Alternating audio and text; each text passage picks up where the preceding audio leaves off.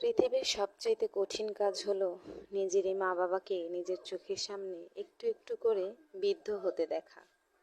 যেখানে এই মা বাবা, এই দুজন মানুষই আমাদের কাছ থেকে সবচাইতে বেশি ভালো ব্যবহার পাওয়ার যোগ্য, অথচ একটু ভেবে দেখেন আমরা কিন্তু এই দুজন মানুষের সাথেই সবচাইতে বেশি খারাপ ব্যবহার করে থাকি। সবাই করি কিনা জানি না, কিছু কিছু অনেকেই করি। তো এই মানুষগুলো যখন এই পৃথিবীতে থাকবে না তখনই কিন্তু আমরা বুঝতে পারি তাদের কদর। আর একটা সন্তান যখন মা বাবা হয় ঠিক তখনই তারা বুঝতে পারে তাদের মা বাবার কদর কতটুকু।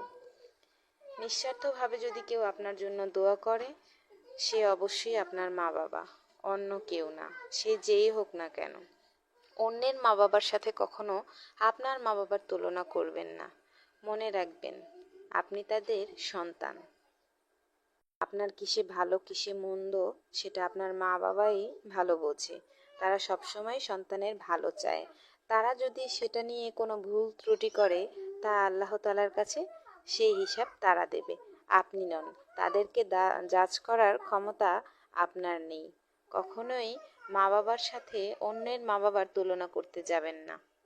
তাই সময় থাকতে সবাই সবার মা বাবার কদর করেন। মারা যাওয়ার পরে হাজার আফসোস করে কোনো লাভ নেই। মা বাবার মতো নিঃস্বার্থভাবে কান্নাকাটি করে আল্লাহ